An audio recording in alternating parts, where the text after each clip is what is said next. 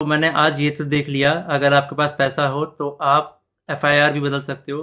So hello guys, welcome to my YouTube channel. आप देख रहे हो धीरज पब्लिक कॉमेडी। तो जैसे कि आपको पता है, पूरे सोशल मीडिया पे बवाल मच चुका है। एक तरफ एलविश यादव तो एक तरफ मैक्सटन, और बीच में वाइल्ड कार्ड एंट्री हो रही है, वो भी रजत दलाल की। तो भैया, जिनको पता नहीं, रजत दलाल भी बहुत बड़े ऐसी सिस्टम है उनका भी। तो इसलिए पब्लिक में धमाल मच चुका है कि रजत दलाल की एंट्री हो चुकी है इनकी फाइट में। तो बहुत ही तगड़ा मामला होने वाला है। पहले मैं आपको बता देता हूँ कि मार कुटाई के बाद, मार कुटाई की मैं आपको वीडियो नहीं दिखा सकता क्योंकि वो यूट्यूब कम्युनिटी लाइन गाइडलाइन के खिलाफ है।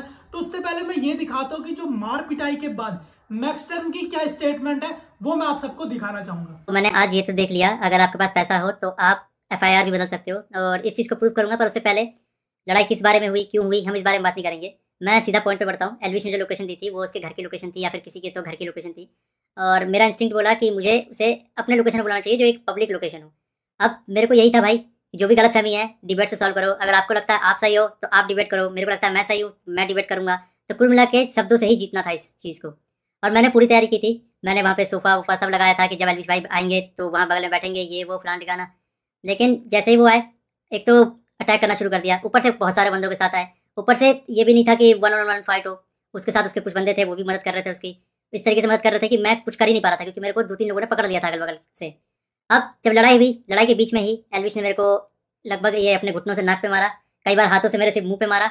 और जब मारा उसके बाद उसने बगल से एक फ़ोन भी उठाया जो दूसरे एंगल पे रिकॉर्डेड है, और फ़ोन से मेरे स्पाइन पे मारा। और आप सभी को पता है, अगर स्पाइन पे गलती से भी स्पाइन टूटता है तो आप ज़िंदगी भर के लिए लावारिस हो सकते हो, अपाहिज हो सकते हो। तो उसके बावजूद उसने मारा मारा।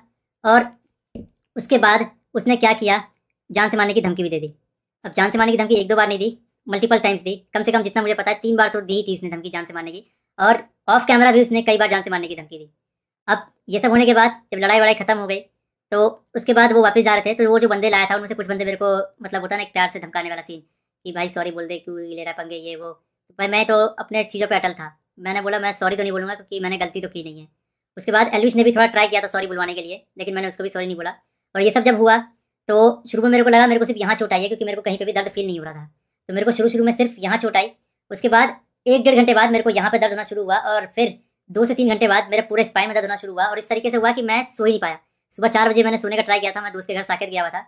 मैंने सोने का ट्राई किया, अनफॉर्चुनेटली मैं दर्द से सो ही नहीं पाया।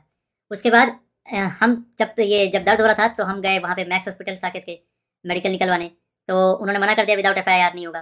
तो मेरा यही था, मेरा दिमाग शॉक में था, एफआईआर हमने की नहीं थी। फिर हमने डिसाइड किया कि दोपहर के 12 बजे के आसपास हम एफआईआर करेंगे लॉन्च, और उसके बाद मेडिकल करवा लेंगे पुलिस की मदद से ही। तो हम गए एफआईआर करने। अब जब एफआईआर करने गए, तो हमने पूरा बता दिया कि भाई ये सेक्शन लगाना है, अटेम्प्ट टू मर्डर है, साफ साफ दिख रहा है। तो जो एसएचओ थे उन्होंने बहुत अच्छे से बात की। उसके बाद एसएचओ अपने इंस्पेक्टर के फ़ोन में कॉल करते हैं, बोलते हैं कि पूरा इसको ना पब्लिक मत करना, गुप्त तरीके से रखना, हम लोग गुप्त तरीके से लड़ेंगे। मेरे को तभी डाउट था कि एफआईआर को दबाने की कोशिश की जाएगी, और वही हुआ। अभी मैंने एक आर्टिकल पढ़ा जिसमें एलविश के ऊपर एक भी वो सेक्शन नहीं लगा जो मैंने एफआईआर में लिखवाई थी। अटेम्प्ट टू मर्डर का एक भी सेक्शन नहीं है उसमें। तो कुल मिला के मैं क्या समझूं, अगर आपके पास पैसा हो तो आप एफआईआर भी बदल सकते हो।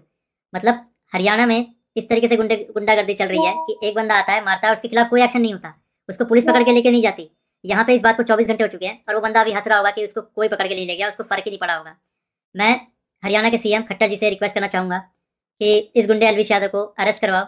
इसका बैकग्राउंड बहुत खराब है, जिस तरीके से यूथ को इंस्पायर कर रहा है, वायलेंस को प्रमोट कर रहा है, उससे साफ साफ पता लग रहा है यूथ बहुत गलत वे में मोटिवेट हो रही है इससे, और ये चीज़ बहुत ही खराब है। तो खट्टर जी, मैं इंडिया के कानून पे बहुत भरोसा करता हूँ, लेकिन अगर यहाँ पे नाइंसाफी हुई तो एक तरीके से बहुत सारे लोगों का ये तो समझ में आ जाएगा कि इंडिया का कानून सिर्फ गरीबों के लिए बना है, अमीरों के लिए नहीं बना है। तो मैं नहीं चाहता कि ये कानून भी, ये एफआईआर भी दब जाए। और साफ साफ पता लग रहा है दबाने की कोशिश की जा रही है इस एफआईआर को। अगर ये एफआईआर दबता है तो ये इंडिया के कानून की हार है। मैं आप लोगों से रिक्वेस्ट करूंगा, गुरुग्राम पुलिस को और खट्टर जी को इस ट्वीट में टैग करो, और उन पे उनको रिक्वेस्ट करो कि एलविश यादव को जितनी जल्दी हो सके, इस गुंडे को जितनी जल्दी हो सके अरेस्ट करा जाए। क्योंकि अगर कोई भी ऐसे मार के निकल जाएगा और फिर अपने स्टोरी में डालेगा कि भाई वर्क डन, तो खुल्लम खुल्ला यही है कि वो वायलेंस को प्रमोट कर रहा है, और उसको पता है कि उसका कोई कुछ नहीं बिगाड़ सकता। तो एक तरीके से ये इंडिया के कानून की हार है। तो अभी जो मैं एफआईआर लिखवा के आया था, मुझे उसकी कॉपी भी नहीं मिली, और मुझे लगता है मिलेगी भी नहीं। बोला तो वैसे सुबह मिल जाएगी, लेकिन आई डोंट थिंक सो, क्योंकि आर्टिकल में साफ साफ दिख रहा है कि एफआईआर के जो सेक्शन है वो बहुत अलग किए गए हैं।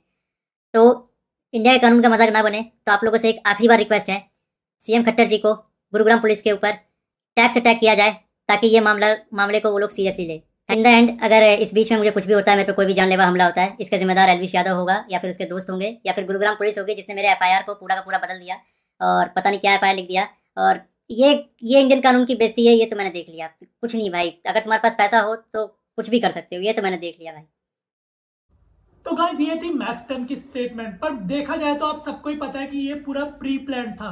एक तरफ उन्होंने कैमरा अटका रखा था तो दूसरी तरफ यहाँ पर माइक अटका रखा था। जैसे कि आपको पता ही कि एलविश यादव की आपने वीडियो देखी होगी, वहां पे तो वहां पे साफ दिख रहा था कि उन्होंने कहा था कि उन्होंने भैया यहाँ पे माइक अटका रखा था कि जब थप्पड़ पड़ेंगे तो वहां आवाज आनी चाहिए।